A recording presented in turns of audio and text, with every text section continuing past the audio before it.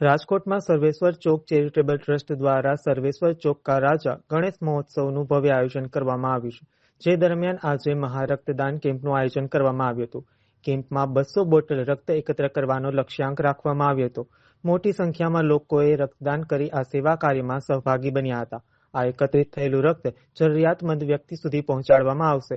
સાથે જ રક્તદાન કેમ્પમાં સહભાગી થનાર રક્તદાતાઓને અભિનંદન પાઠવવામાં આવ્યા હતા. મારું નામ કેતન રાપરિયા છે. સર્વેશ્વર ચોકમાં પ્રમુખ છું, પણ ઓન પેપર જ્યાં જ્યાં અરજી કરવાની થાય ત્યાં પ્રમુખ છું. બાકી સર્વેશ્વર ચોકનો કાર્યકર જ છું. અમારા સમીરભાઈ દોશી છે, વિપુલ ગોયલ છે, જતીનભાઈ માછતા છે. અમારી સમગ્ર 100 જણાની ટીમ છે. દર વર્ષે અમે જુદું જુદું જ આયોજન કરી છીએ. આજના દિવસે અમે બ્લડ ડોનેશન રાખ્યું છે.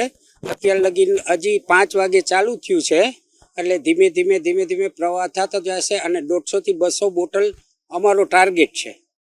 અને થશે તો વધુ જ, પણ પછી રાતના એટલી ભીડ થઈ જાય છે અને ડિસ્ટર્બ થઈ જાય છે અને ગ્રાઉન્ડ નાનું પડે છે. ભક્તજનો એટલા આવી જાય છે એટલે અમે 11:30 બંધ કરી દઈએ છીએ. 10 11:30 એટલે 150-200 બોટલની અમને આશા છે. આ બ્લડનો અમે નાથાણી લેબોરેટરીમાં આપી છીએ. અમારા ગ્રુપનો કોઈ પણ કોન્ટેક કરે છે, ગરીબ માણસ હોય તો નાથાણી સાહેબ અમને ફ્રી આપે છે.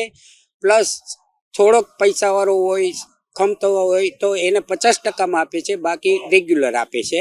એટલે અમારા ગ્રુપનો જ લગભગ થઈ જાય છે કે ભાઈ ફ્રીમાં આપે છે અમને નાથાણી સાહેબ. હજી અમારે આવતીકાલે વૃદ્ધાશ્રમના 200 જણા આવવાના છે. અમે બસ લઈને તેડી આવશું, મૂકી આવશું અને પછી એને જમણવારે અહીંયા છે અને અમે એને ભેટ આપીશું. પછીના દિવસે અનાથ આશ્રમના બાળકો આવે છે, એને પણ અમે તેડી આવશું, મૂકી આવશું, ભેટ આપશું.